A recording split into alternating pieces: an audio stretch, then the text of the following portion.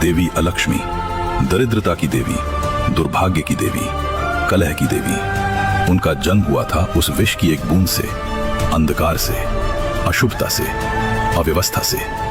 और फिर जब प्रकाश की दिशा में कमल खिला, जब लहरें शांत हुईं, तो उस कमल से प्रकट हुई देवी महालक्ष्मी, सौंदर्य की देवी, समृद्धि की देवी, शुभता की देवी। एक ही पल में दो ध्रुव प्रकट हुए, एक ही मंथन से दो विपरीत शक्तियां, जैसे रात और दिन, जैसे सुख और दुख, जैसे हर सत्य का दूसरा पहलू। लेकिन रुकिए, अगर अलक्ष्मी अशुभ थी तो वे इस संसार में क्यों रहीं? भगवान ने उन्हें नष्ट क्यों नहीं किया? इसका जवाब आगे आने वाला है, और यह जवाब आपकी सोच बदल देगा। पुराण कहते हैं अलक्ष्मी का स्वरूप था जले हुए लोहे जैसा। लिंग पुराण में उनका वर्णन है, वृद्धा जैसा शरीर, पीले और बिखरे केश, रक्तवर्णी आंखें जो अपशकुन का संकेत देती थीं, तन पर मैले फटे वस्त्र, लोहे के आभूषण। जहां जाती थी वहां की हवा भारी हो जाती थी, मिट्टी सूख जाती, घर में झगड़े शुरू हो जाते, बच्चे रोते, दीपक बुझ जाते। इसीलिए उन्हें ज्येष्ठा भी कहा गया, अर्थात बड़ी बहन। और दरिद्रा भी, दरिद्रता की शक्ति, क्योंकि वे लक्ष्मी से पहले उत्पन्न हुई। दुख सुख से पहले आता है, संघर्ष सफलता से पहले आता है, रात भोर से पहले आती है। समुद्र मंथन समाप्त हुआ, देवी लक्ष्मी ने भगवान विष्णु को अपना पति चुना। स्वर्ग में उत्सव होने वाला था, लेकिन तभी प्रभु, मैं आपसे विवाह नहीं कर सकती। क्यों देवी, क्या हुआ? जब तक मेरी ज्येष्ठा बहन अलक्ष्मी का विवाह नहीं होगा, छोटी बहन का विवाह पहले नहीं हो सकता। ये धर्म है, ये परंपरा है।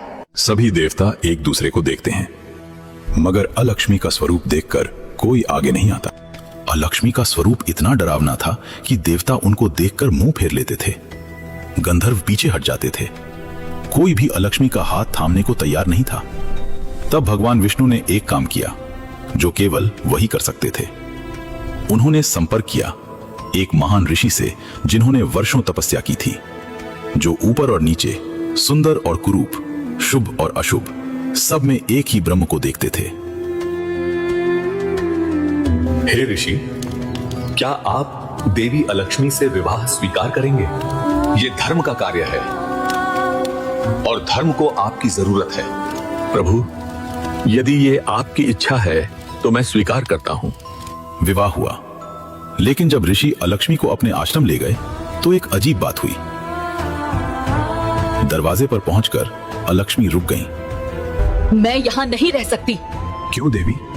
यह मेरा आश्रम है, यहाँ वेद ध्वनि है, शांति है। यही तो समस्या है। जहाँ स्वच्छता है मैं नहीं रह सकती, जहाँ धर्म है मेरा वास नहीं होता, जहाँ वेद ध्वनि है वहाँ मैं प्रवेश नहीं कर सकती। मेरा निवास वहाँ है गार, जहाँ अतिथि का अपमान होता है, जहाँ स्त्री का सम्मान नहीं होता, जहाँ मांस और मदिरा का सेवन होता है, जहाँ झगड़ा है, आलस्य है, असत्य है, वही मेरा घर है। और यहीं से पद्म पुराण का एक गहरा सत्य सामने आता है।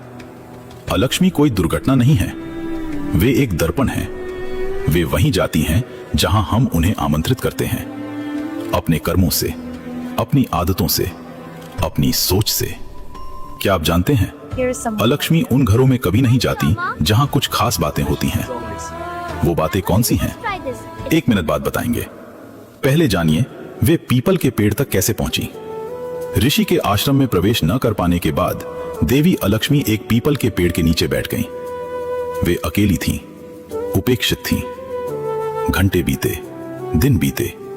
ऋषि उनके लिए उचित स्थान ढूंढने गए थे, पर लौटे नहीं। देवी लक्ष्मी को जब अपनी बड़ी बहन की पीड़ा का पता चला तो उनका हृदय भर आया। वे भगवान विष्णु के पास गईं। प्रभु, मेरी दीदी अकेली हैं, उपेक्षित हैं, क्या उनके लिए कुछ नहीं हो सकता? देवी, पीपल मेरा ही निवास है। जहां अलक्ष्मी बैठी हैं वहां मैं भी हूं। तुम चिंता मत करो। और फिर भगवान विष्णु ने स्वयं अलक्ष्मी को वरदान दिया। हे ज्येष्ठा, तुम इस पीपल वृक्ष पर निवास करो। यह वृक्ष मेरा ही स्वरूप है, और जो भक्त शनिवार को पीपल की पूजा करेगा उसके जीवन में तुम्हारा प्रभाव नहीं होगा। और इसीलिए आज भी हर शनिवार को पीपल की पूजा होती है, क्योंकि उस दिन देवी लक्ष्मी अपनी बड़ी बहन से मिलने आती हैं। और जहां लक्ष्मी हो वहां दरिद्रता का क्या काम? आपने देखा होगा दुकानों के दरवाजे पर, घरों में, वाहनों में एक धागे में पिरोई हुई नींबू और मिर्चियां लटकती हैं। क्या आपको पता है इसके पीछे अलक्ष्मी की कथा है? मान्यता यह है कि अलक्ष्मी को खट्टा और तीखा बहुत पसंद है। जब वे दरवाजे पर आती हैं तो उन्हें वहीं ये भोग मिल जाता है। वे संतुष्ट होकर वहीं रुक जाती हैं और घर के अंदर नहीं आती, और दरिद्रता दरवाजे के भीतर कदम न रख सके। दिवाली से पहले पूरे घर की सफाई क्यों होती है? केवल धूल हटाने के लिए नहीं। शास्त्रों के अनुसार अलक्ष्मी गंदगी और अव्यवस्था में निवास करती हैं। जब हम घर साफ करते हैं, टूटी चीजें हटाते हैं, पुराना सामान फेंकते हैं, हर कोना चमकाते हैं, तो हम अलक्ष्मी को घर से बाहर कर रहे होते हैं। और तब साफ, सुंदर, सुव्यवस्थित घर में लक्ष्मी जी का आगमन होता है। रात को झाड़ू ना लगाना, ये सुना होगा आपने। रात को झाड़ू मत लगाओ, लक्ष्मी चली जाती हैं। इसके पीछे भी अलक्ष्मी का प्रतीक है। झाड़ू अलक्ष्मी का हथियार है। वे समृद्धि को बाहर बुहार देती हैं। रात के अंधेरे में जब हम नहीं देख सकते तो झाड़ू लगाना यानी उस अंधकार को और बल देना। दिवाली पर द्वार खुले रखना। दिवाली की रात दरवाजे खुले रखे जाते हैं ताकि लक्ष्मी जी आ सकें। लेकिन उससे पहले घर की सफाई, पूजा, दिए, ये सब अलक्ष्मी को बाहर करने की प्रक्रिया है। शंख और घंटी बजाना। शंख और घंटी की ध्वनि अलक्ष्मी को अप्रिय है। यही कारण है कि पूजा में शंखनाद होता है। ये न केवल देवताओं का आह्वान है बल्कि नकारात्मक शक्तियों का निवारण भी। चौंका देने वाली बात यह है कि हमारे पूर्वजों ने ये सारी परंपराएं ऐसे बनाई जो एक साथ साइंटिफिक, साइकोलॉजिकल और स्पिरिचुअल तीनों स्तरों पर काम करती हैं। घर की सफाई, मन की सफाई, नकारात्मकता दूर, सकारात्मकता आती है, समृद्धि आती है।